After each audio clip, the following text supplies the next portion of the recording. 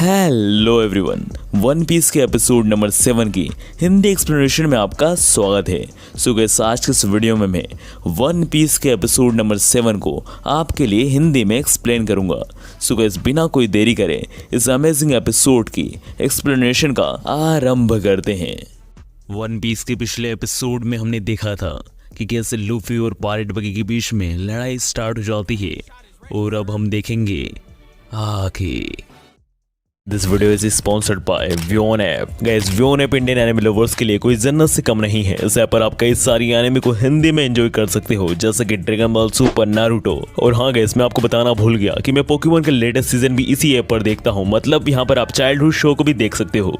मतलब यहाँ पर एनिमे सीरीज के साथ साथ आपके फेवरेट चाइल्डहुड शो भी यहाँ पर मिलते हैं। तो देरी किस बात की, व्योन ऐप को डाउनलोड कीजिए और अपने चाइल्डहुड शोज के साथ एनिमे को हिंदी डब में एंजॉय कीजिए। सो गाइस, इस धमाकेदार ऐप का लिंक आपको डिस्क्रिप्शन के टॉप पर ही मिल जाएगा।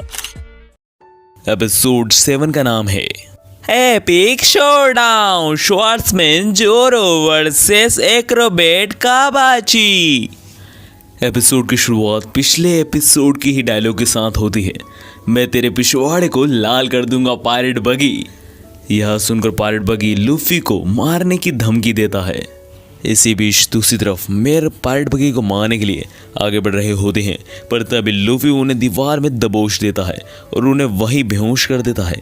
यह देखकर नामी लूफी से कहती है कि आखिर तुमने ऐसा क्यों किया। यह सुनकर लूफी कहता है कि वो हमारे रास्ते में आ रहे हैं, उनको चोट लग जाएगी, इसलिए मैंने उन्हें बेहोश कर दिया है। यह सुनकर जोरो कहता है, हाँ ये काफ़ी अच्छा आइडिया था। यह सुनकर नामी कहती है, अरे फिर भी बहुत सारे रास्ते थे, ऐसे तो उन्हें चोट लग जाती।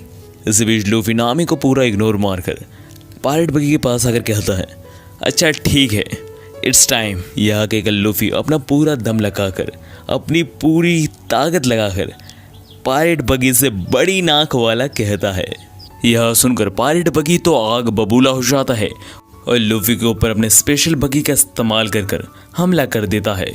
पर लूफी अपने गम फ्रूट का इस्तेमाल कर पायरेट बगी की चलाई गई तोप के गोले को वापिस पायरेट बगी की तरफ ही फेंक देता है, जिस वजह से पायरेट बगी के एरिया में बहुत बड़ा धमाका हो जाता है और सबको ऐसा ही लगता है कि पायरेट बगी मर गया है।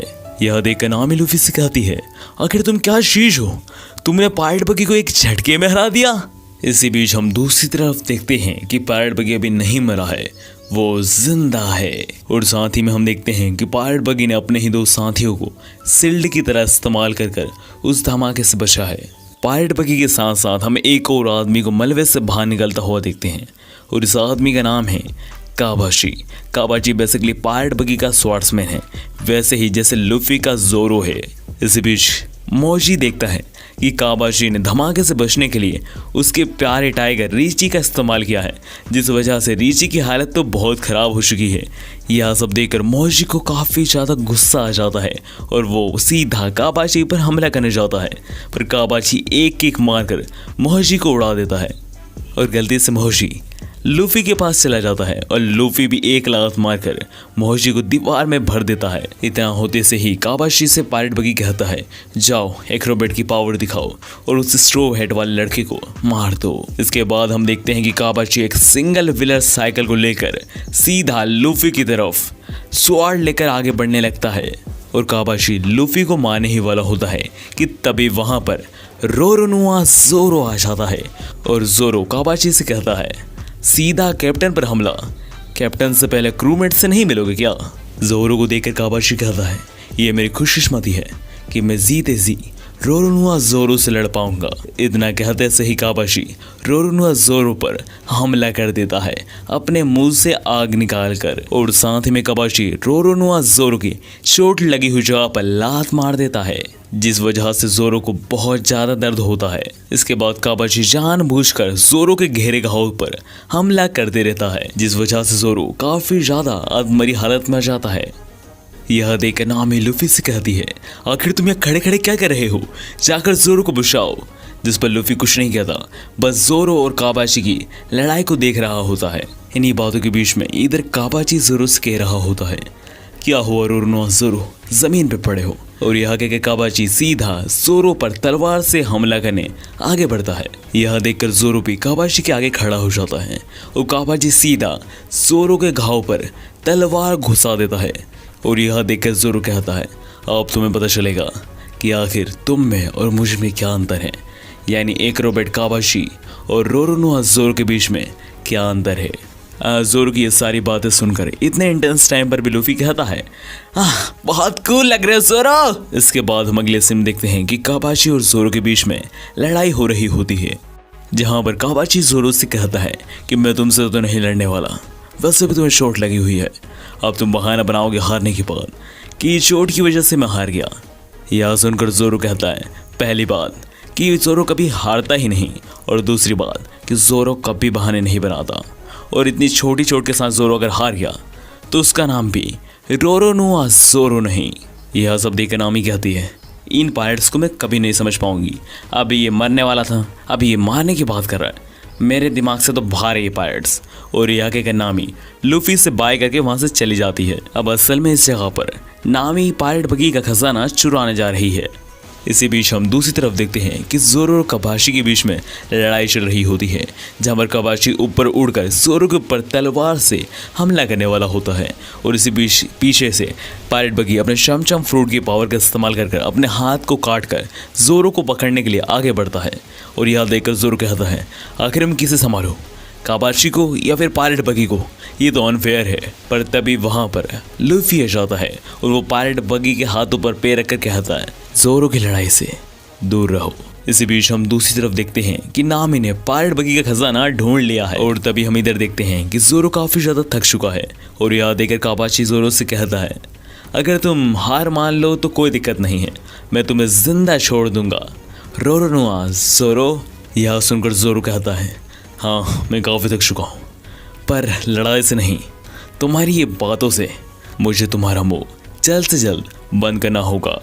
यह सुनते से ही काबाशी ज़ोरो की तरफ हमला करने आगे बढ़ता है, और इसी बीच हम देखते हैं कि ज़ोरो ने भी अपनी 3 स्वॉर्ड स्टाइल को रेडी कर लिया है, और ज़ोरो अपने 3 स्टाइल स्वॉर्ड्समैन को रेडी करके कहता है ओनिगिरी, और यह कहता है से ज़ोरो सीधा काबाशी पर हमला कर देता है और काबाशी को वहीं ढेर कर देता है।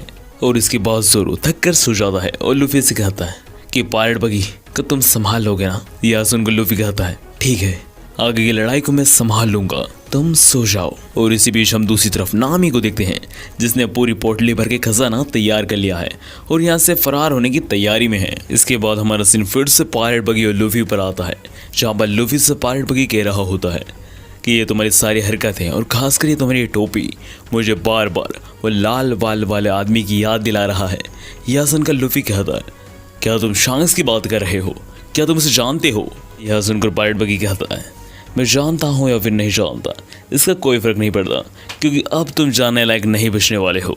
और यह कहकर पायलट बगी सीधा लूफी पर अपने चमचम फ्रूट पावर का इस्तेमाल कर अपने हाथों को अलग कर लूफी पर हमला कर देता है। पर सही समय पर लूफी गम फ्रूट की पावर का इस्तेमाल कर उस हमले से बच जाता है। लूफी पायलट बगी के हमले को डोश कर पायलट बगी के ऊपर जवाबी हमला करते हुए गम पिस्तौल का इस्तेमाल करता है, पर पायलट बगी सही समय पर अपनी पावर का इस्तेमाल कर उस हमले से बच जाता है, जिस वजह से लूफी सीधा टूटे हुए घर के मलबे में गिर जाता है। उसके बाद लूफी खड़ा होकर पायलट बगी से कहता है तुम्हारे चमचम फ्रूट की पावर काफ़ी ज़्यादा यूनिक है, मतलब बॉडी को अलग करना बहुत ज़्यादा कूल है।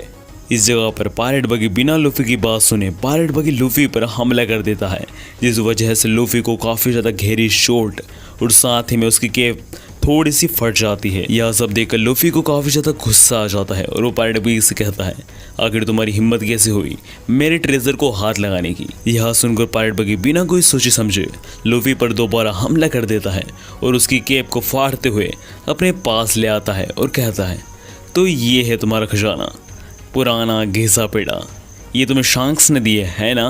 पायलट बगी के मुंह से शांक्स का नाम सुनकर लूफी पायलट बगी से पूछता है क्या तुम शांक्स को जानते हो, जिस पर पायलट बगी कहता है हाँ मैं उसे जानता हूँ, उसके साथ मैंने पायलट ट्रेनिंग की थी एक शिप पर। और साथ ही में पायलट बगी लूफी से कहता है कि भले शांक्स ने मेरे साथ ट्रेनिंग की हो, बट वो मेरे सामने एक कीड़े के अलावा कुछ नहीं है, एक दिन मैं उसे भी इसी टोपी की तरह पैरों से मसल दूंगा। शांक्स के बारे में इतना सब कुछ सुनकर लूफी को बहुत ज़्यादा गुस्सा आता है और वो सीधा जाकर पायलट बगी पर हमला कर देता है। और इससे पहले कि पायलट बगी अपने डेविल फ्रूट का इस्तेमाल करता, लूफी पायलट बगी को एक किक मार देता है और साथ में लूफी पार्ट बगी को बहुत बुरी तरीके से पकड़ लेता है और पूछता है, आखिर शंक्स कहाँ हैं? मुझे बताओ, शंक्स कहाँ हैं? लूफी के यह कहते हुए वन पीस का एपिसोड नंबर 7 यहीं एंड हो जाता है। सो दोस्तों, आज का एपिसोड आपको कैसा लगा मुझे कमेंट में बताना मत भूलेगा। गाइस आई नो कि वीडियो और audio quality up and down रही बिकॉज मुझे फीवर और कोल्ड आ रहा था, बट गाइस नेक्स्ट वीडियो से वीडियो क्वालिटी और ऑडियो क्वालिटी हाई से हाई रखने की कोशिश करूँगा, ये मेरा वादा है। सो फिर मिलते हैं नेक्स्ट वीडियो में।